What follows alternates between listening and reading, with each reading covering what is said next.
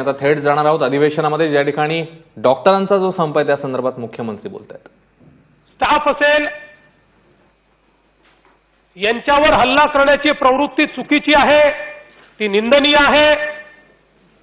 त्या प्रवृत्तीचा राज्य सरकार निषेध करते, त्याच्या विरुद्ध कायदा तयार केलाय, त्यांना शिक्षा आपण देतो.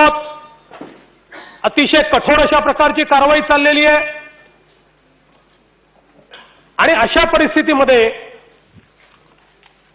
एकीकडे त्याची निंदा करत असताना किंबहुना समाजामध्ये वारंवार आपण हे सांगतो की कुठल्याही घटना घडल्या तरी जर तुम्हाला त्यात काही चूक आढळत असेल तर तुम्ही त्या संदर्भात तक्रार करू शकता. वेगवेगळे फोरम तयार केले आहेत.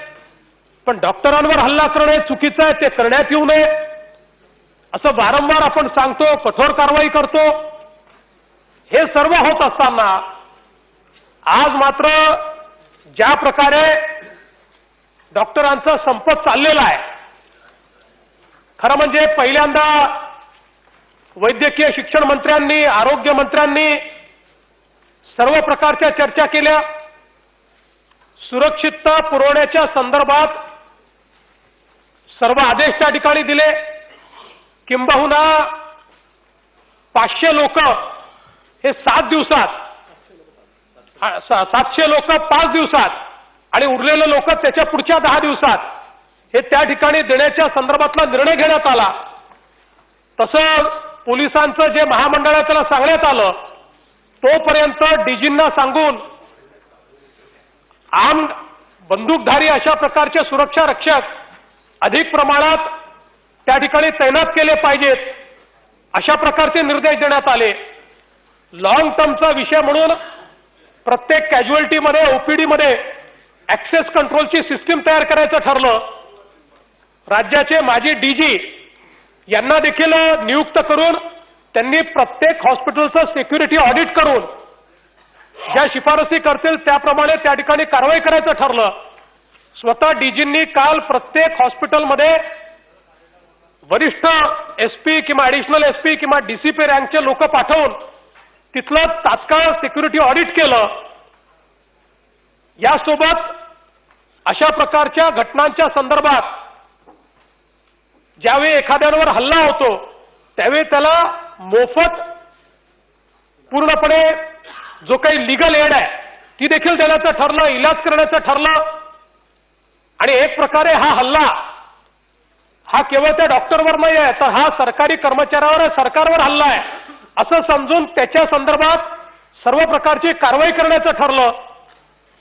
या संदर्भात सगळ्या प्रकारच्या लेखी अशा प्रकारचं कमिटमेंट हे त्या ठिकाणी देण्यात आलं. मी स्वतः त्यांच्यासोबत बसलो, हे सगळे कमिटमेंट मी स्वतः दिले. सन्माननीय उच्च न्यायालयाने या संदर्भात काल निर्णय देऊन त्यांना संप संपवायला सांगितलं आणि त्यासोबत सरकारलाही निर्देश दिले की सरकारने 1 महिन्याच्या आत सगळी सुरक्षा पुरवावी. वैद्यकीय शिक्षण मंत्र्यांनी तर इथपर्यंत सांगितलं की 15 दिवसात कंप्लायन्स केला नाही तर मी राजीनामा द्यायला तयार आहे.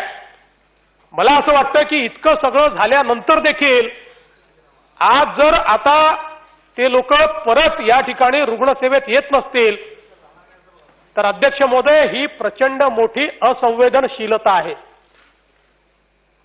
आपण जी शपथ घेतली आहे त्या शपथेचा विसर पडलेला आहे.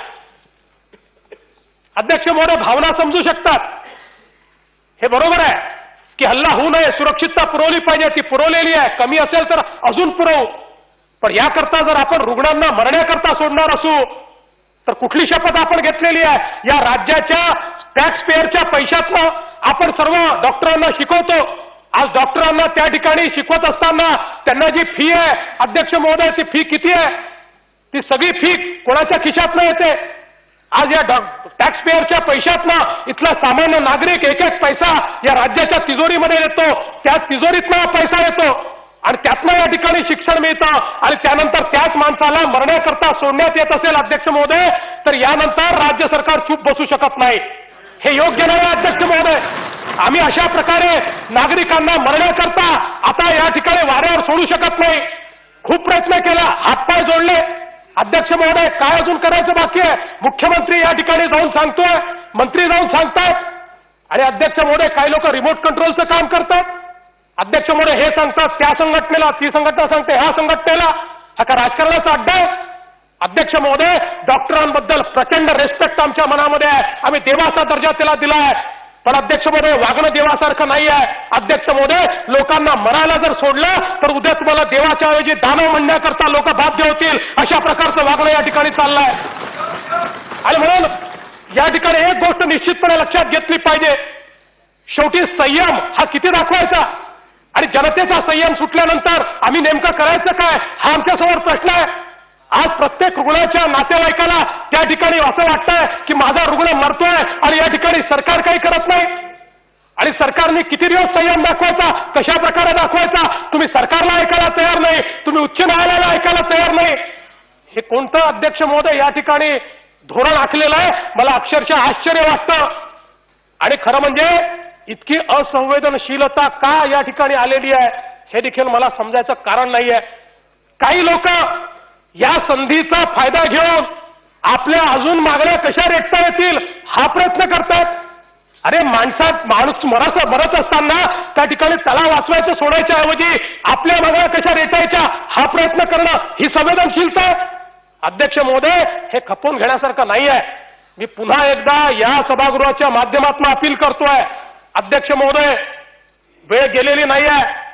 आजही या ठिकाणी तात्काळ आता या सर्व लोकांनी कामावर परत आलं पाहिजे.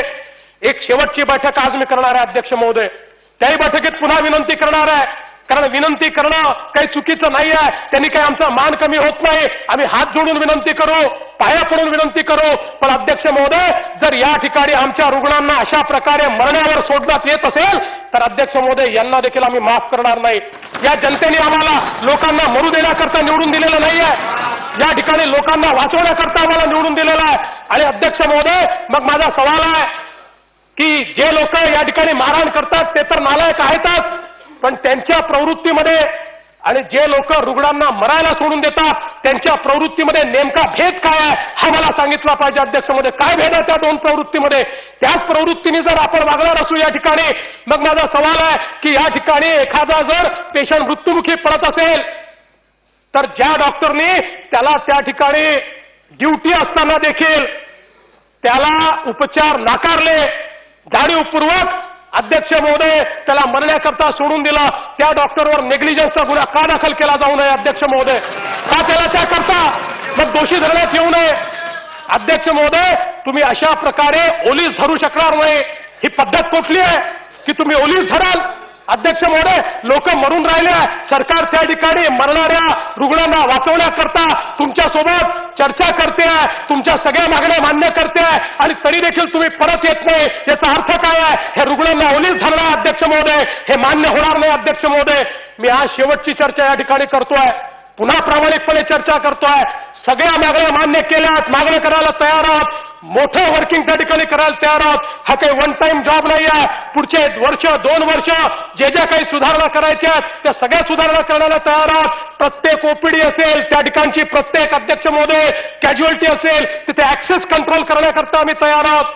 या सगळ्या गोष्टी करण्याकरता तयार आहोत. पण अध्यक्ष महोदय, आता मात्र अध्यक्ष महोदय, enough is enough. Enough is enough अध्यक्ष महोदय.